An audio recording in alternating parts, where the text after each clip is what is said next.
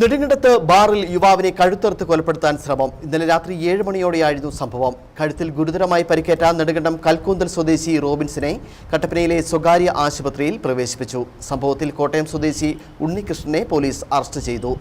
മദ്യപിക്കുന്നതിനിടെയുണ്ടായ വാക്കുതർക്കം കൊലപാതക ശ്രമത്തിലേക്ക് നീങ്ങുകയായിരുന്നു. നെടുങ്കണ്ടം പടിഞ്ഞാറേക്കവലയിലെ ബാറിലാണ് ഇന്നലെ രാത്രി 7 മണിയോടെ സംഘർഷമുണ്ടായത്.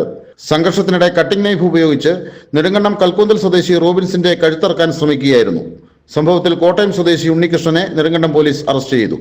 22 വയസ്സുള്ള ഇയാൾ നെടുങ്കണ്ടം പൊന്നാങ്കാണിയിലെ എസ്റ്റേറ്റ് ജീവനക്കാരനാണ്. മദ്യപിക്കുന്നതിനിടെ ഇരുവരും തമ്മിലുണ്ടായ വാക്കുതർക്കമാണ് കൊലപാതക ശ്രമത്തിലേക്ക് നീങ്ങിയത്. വാക്കേറ്റം ശക്തമായതോടെ ഉണ്ണികൃഷ്ണൻ കയ്യിൽ കരുതിയിരുന്ന കത്തി ഉപയോഗിച്ച് റോബിൻസിന്റെ കഴുത്തിൽ വെട്ടുകയായിരുന്നു. കഴുത്തിൽ 3ഓളം വെട്ടുകൾ ഏറ്റിട്ടുണ്ട്.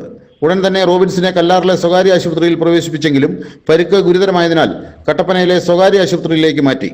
ബാർ അധികൃതർ അറിയിച്ചതനുസരിച്ച് പോലീസ് സ്ഥലത്തെത്തിയപ്പോൾ ഉണ്ണികൃഷ്ണൻ ഓടി രക്ഷപ്പെടാൻ ശ്രമിച്ചെങ്കിലും പിന്തുടർന്നെത്തിയ പോലീസ് സെൻട്രൽ ജംഗ്ഷനിൽ വെച്ച് ഇയാളെ പിടികൂടുകയായിരുന്നു. ഇയാൾ മുമ്പും പല കേസുകളിലും പ്രതിയാണെന്ന് പോലീസ് പറഞ്ഞു. News bureau, Nedumkandam.